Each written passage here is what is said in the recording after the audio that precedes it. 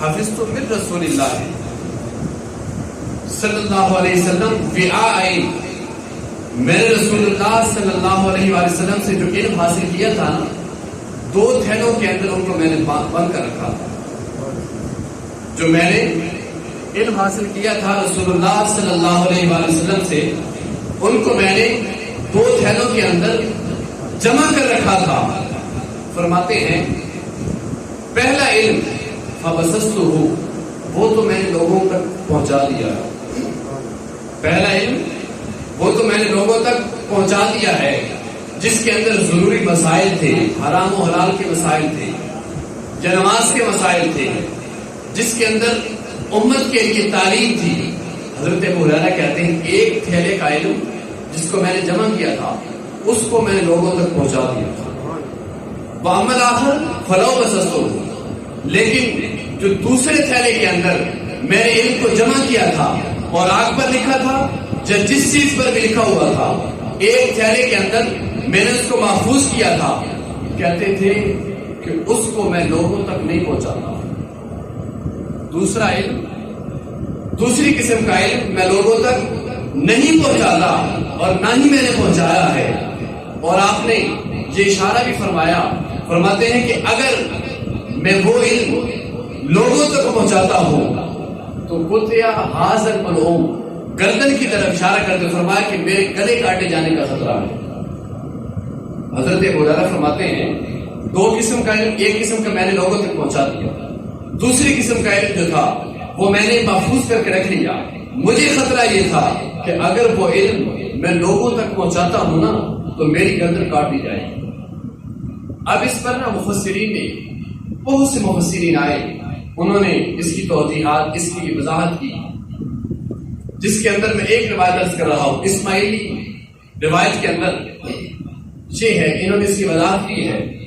وہ فرماتے ہیں کہ اس سے مراد وہاں کے جو سن 60 ہجری کے ظالم حکمران تھے، صفاق آمریت کے حامل ظالم حکمران، ان کے نام اس علم کے اندر لکھے ہوئے.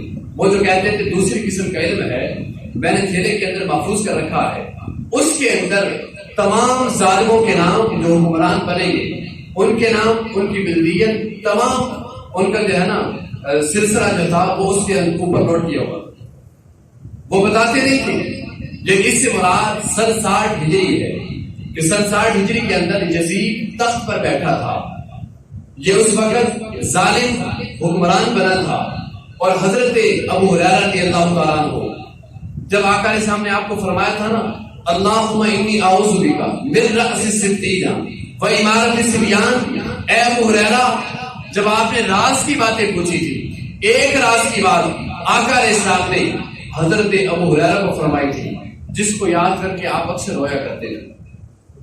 حضرت ابو ہریرہ سے پوچھا ایک راز کی بات بتا دیں.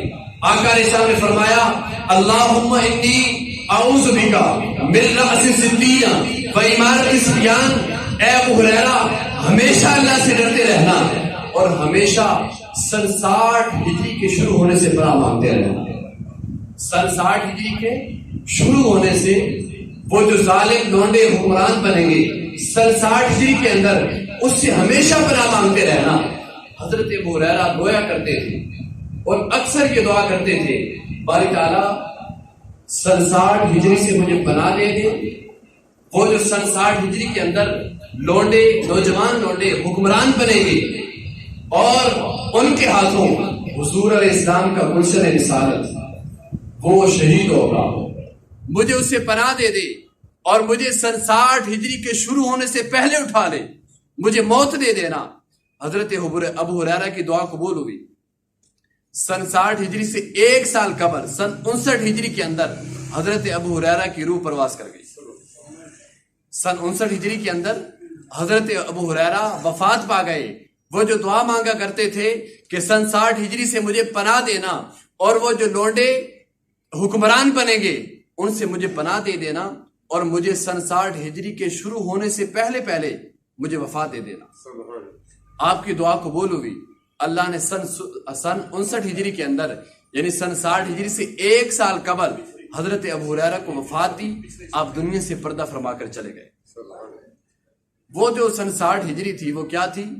میں عرض کر چکا ہوں، حتیٰ کہ مفسرین نے حدیث کے اندر بھی الفاظ آتے ہیں کہ وہ جو میری امت پر ظلم کے پہاڑ ڈھائیں گے، میری امت پر ظلم کریں گے، میری اہل بیت پر ظلم کے پہاڑ گرائیں گے، وہ کون ہوں گے؟ بن امیہ کے لوگ ہوں گے۔ یقال لہ یزید، حتیٰ کہ یزید کے الفاظ بھی حدیث کے اندر آئے کہ بن امیہ کے لوگ میری امت پر ظلم کریں گے۔ اور فرمایا اہل بیت کے ساتھ ظلم کون کر سکتا ہے؟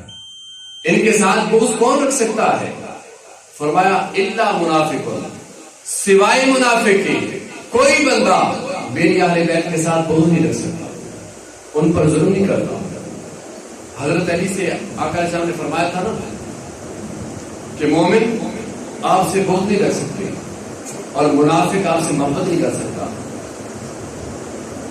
اللہ اکبر۔ صحابہ کہتے تھے اے علی، اگر آپ کے سامنے اور منافق کے سامنے آپ اگر دنیا کی ساری دولت ڈھیر کر دیں، نچھاور کر دیں، منافق کبھی آپ سے محبت نہیں کرے گا، آپ سے پیار نہیں کرے گا۔ کیوں؟ کہ آقا علیہ السلام نے جو فرما دیا۔ اور اگر آپ مومن کی ناک پہ تلوار بھی مار دیں، ناک بھی کاٹ ڈالیں، مومن اے علی کبھی آپ سے بغض نہیں رکھے گا، مومن کبھی آپ کے ساتھ منافقت نہیں کرے گا، نفاق نہیں رکھے گا۔ وجہ کیا ہے؟ کہ ہمیں آقا علیہ السلام نے جو فرمایا ہے کہ مومن کے علاوہ علی سے بغض کوئی محبت کوئی نہیں کر سکتا، اور منافق کے علاوہ علی سے بغض کوئی نہیں کر سکتا۔ یہی مثال ہے اہل بیت کی۔ اہل بیت کا دامن ہمیشہ تھامے رکھنا، ہمیشہ اہل بیت کا ادب و احترام کرنا، ہمیشہ ان کے ساتھ محبت کرنا۔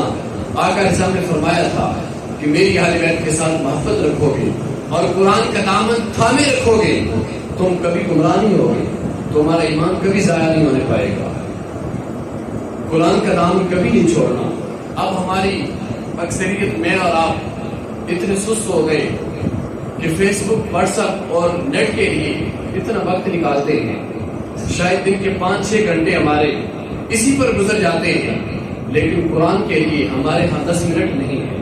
جو پڑھتے ہیں ان کو مبارک دیتا ہوں، ان کو خراج عقیدت پیش کرتا ہوں، لیکن ہم جو نہیں پڑھتے، ہمارے لیے سبق ہے کہ آئندہ کے بعد آقا علیہ السلام کے اس فرمان کو یاد رکھتے ہوئے کہ قرآن کی رسی کو، یہ اللہ کی رسی ہے، وَاعْتَصِمُوا بِحَبْلِ اللَّهِ، اللہ کی رسی کو مضبوطی سے پکڑے رکھو، اس کی تلاوت کیا کرو اور اہل بیت کے ساتھ محبت رکھا کرو۔ اس لیے ہم آج خوار ہو رہے ہیں۔ علامہ اقبال اس وقت کہا تھا، وہ معزز تھے زمانے میں، مسلمہ ہو کر ہم خوار ہوئے تارے کے قرآن ہو کر۔ قرآن کے ساتھ ہم نے لو لگانی ہے، تلاوت کرنی ہے، اہل بیت کی محبت کے واقعات پڑھنے ہیں، پھر پتہ چلے گا کہ ان کا مقام کیا ہے، ان کے ساتھ محبت کرنے کا انداز کیا ہے۔